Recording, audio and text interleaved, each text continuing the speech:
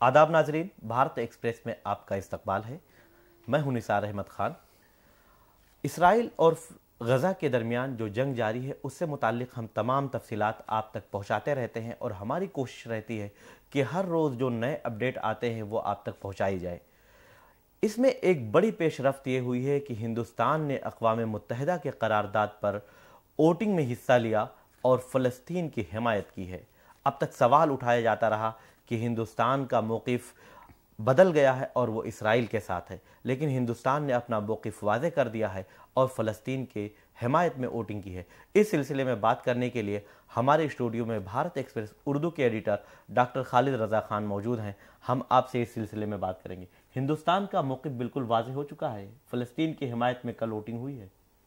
नहीं, ये तो बहुत ही वेलकम बात है और ये उम्मीद यही की जा रही थी। हिंदुस्तान का बहुत ही पुराना, देरीना और ट्रेडिशनल जो स्टैंड रहा है, जो मौक़िफ़ रहा है, वो यही है कि वो इसराइल की किसी तरह की एक्सपेंशनिस्ट पॉलिसी को की मुखालफत करता है भारत जी। और भारत हमेशा फ़िलिस्तीनियों की हिमायत में आज़ाद फ़िलिस्तीन रियासत के क़याम के फेवर में हमेशा से भारत रहा है। जब जब ये बात यूएन में उठेगी या उठती रही है माजी में कि फ़िलिस्तीन को आज़ाद रियासत बनाने की बात और इसराइल की एक्सपेंशनिस्ट यानी नई कॉलोनी, नई बस्तियां बसाने की जो मकबूदा इलाका है, जो ऑक्युपाइड टेरिटरी है, उसमें नई कॉलोनीज बसाने की जो कोशिश है, उसके लिए जब भी करारदाद लाई जाती है तो भारत ने हमेशा मुखालफत की है। और जो भारत का ट्रेडिशनल अपना स्टैंड रहा है उसी पर कायम रहते हुए भारत ने फिर एक तरह से फ़िलिस्तीन की हिमायत में अपना वोट दिया है, अपना फैसला सुनाया है। ये नहायत ही खुशाइंद बात है,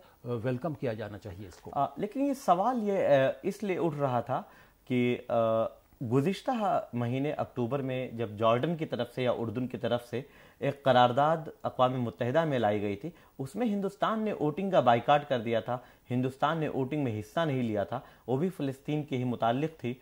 और तो उस वक्त काफ़ी सवाल उठा था, और बल्कि अपने मुल्क की बात की जाए या मुल्क से बाहर बात की जाए तो यही सवाल उठाया जाता रहा कि अब शायद हिंदुस्तान का मौक़िफ़ बदल गया है। और हम वो सोशल मीडिया पर भी देखते रहे हैं, इस पर आपने गुज़िश्ता एक डिबेट में बात भी की थी।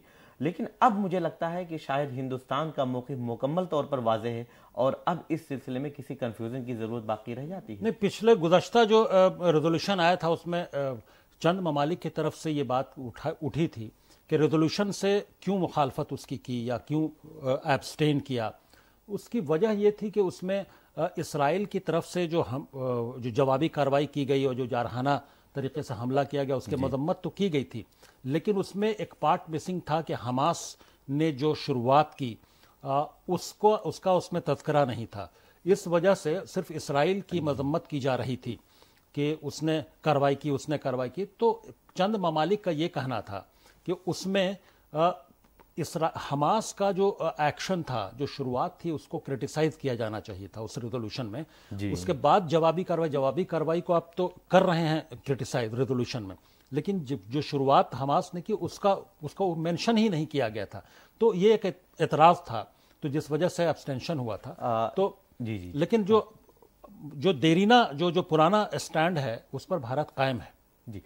लेकिन अभी जो 145 ममालिक ने यूनाइटेड नेशन की कल के जो रेजोल्यूशन की हम बात कर रहे हैं, 145 ममालिक ने फ़लस्तीन की हिमायत में वोटिंग की है, लेकिन 6 ममालिक ने उसमें एक बार फिर फ़लस्तीन के मुखालफत में वोटिंग की है। इसमें इसराइल के साथ अमेरिका शामिल है, जबकि अमेरिका 2 नेशन की बात कर रहा है और बार बार कहता रहा है कि हम 2 नेशन की बात करते हैं। लेकिन इस जो इसराइल की तरफ से कब्ज़ा या इसराइल की आबादी की जो तौसीह की जा रही है फ़लस्तीन में, उस पर एक बार फिर अमेरिका ने इसराइल के साथ खड़े होकर इस बात का सबूत दे दिया है कि कहते हैं 2 नेशन की बात, करते हैं 2 नेशन की बात, लेकिन जब वोटिंग की बारी आती है तो फिर उसकी मुखालफत।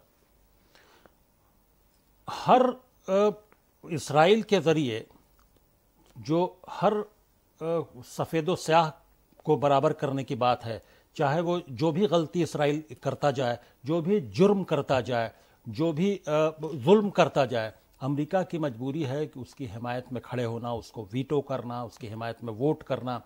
तो अमेरिका अपने और जो 6 ममालिक हैं, कनाडा और तमाम انگلینڈ اور کینیڈا ہے، ہنگری ہے، مارشل آئی لینڈ ہے، مائکرونیشیا ہے، وہ اپنا وہ ان کا ٹریڈیشنل سٹینڈ ہے، وہ اسی طرح سے اسرائیل کی حمایت میں کھڑے رہتے ہیں اور اسرائیل کی پشت پناہی جاری ہے۔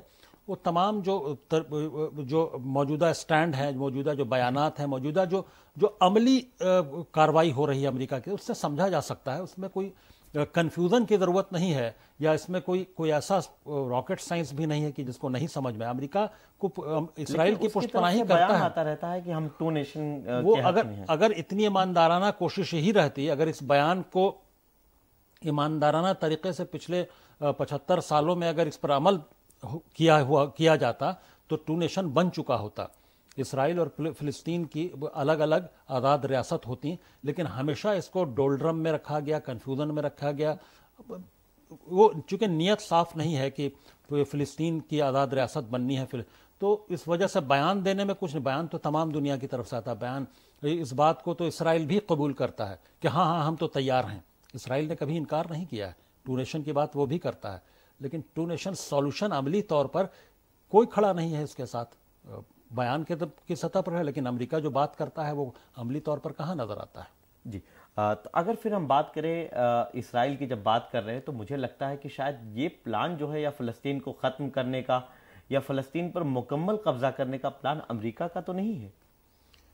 تمام چیزیں بیٹھ کے تیل اویو میں، وائٹ ہاؤس میں طے ہو رہی ہیں، اور اسی حساب جو ابھی تازہ بیان آیا ہے، میں تو حیران ہوں کہ وائٹ ہاؤس نے یہ کہا کہ حماس اب وہاں پر یہ نہیں رہے، تو حماس رہے کون رہے، یہ تو بات وہاں کی، یا کوئی دوسرا رہے، الفتح رہے، پی ایل او رہے، تمام وہ تو غزہ کی عوام اور فلسطین کی عوام طے کرے گی کہ وہاں حکمرانی کس کی ہوگی، کون کتنا مضبوط ہوگا، کون کمزور ہوگا، یہ تو وہاں کی عوام کو فیصلہ کرنا ہے۔ یہ تمام فیصلے وائٹ ہاؤس میں بیٹھ کر یا یو این او میں بیٹھ کر کیسے ہو سکتے؟ یو این او کو یہ حق نہیں ہے یا وائٹ ہاؤس کو یہ حق نہیں حاصل ہے کہ کسی ملک کی تقسیم کرے، کسی ملک کو بنائے، یا کسی ملک کی عوام کو یہ کہے کہ تم اس کینڈیڈیٹ کو چنو، اس پارٹی کو چنو۔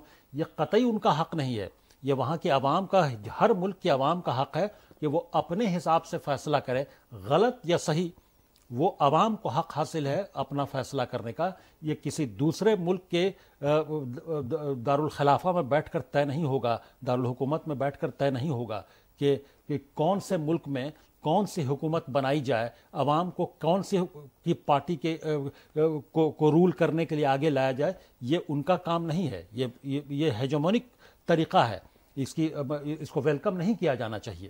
آخری سوال اس سلسلے میں، ہم ہندوستان کے موقف کی بات کر رہے تھے، ہندوستان کا موقف واضح ہو چکا ہے، جو پہلے موقف تھا وہ اب بھی ہے، آج بھی فلسطین کے ساتھ ہیں، اور ہندوستان نے جب رفح کراسنگ کھولا بھی نہیں گیا تھا، اس وقت مصر میں امدادی سامان کا اپنا قافلہ بھی پہنچا دیا تھا۔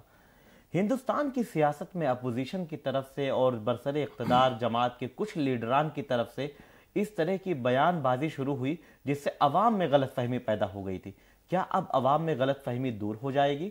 عوام کی غلط فہمی مکمل طور پر ختم ہو جائے گی؟ ابھی بھی کوئی کنفیوژن باقی رہ جائے گا؟ یہ حکومت کی ذمہ داری ہے کہ کچھ بڑے انٹرنیشنل ایشوز ہوتے ہیں اور اس میں کوئی بڑا سٹینڈ لینا پڑتا ہے، کوئی حالات کے پیش نظر، تو عوام میں وہ کنفیوژن دور ہونا چاہیے۔ عوام کو بھی پتہ ہونا چاہیے کہ ہماری سرکار کس طرح کے ایشوز کی حمایت کر رہی ہے، کس کی مخالفت کر رہی ہے۔ عوام میں اس کو پرکولیٹ کیا جانا چاہیے، اس کو ڈاؤن دا لائن وہ نیچے تک جانا چاہیے، یہ حکومت کی ذمہ داری ہے۔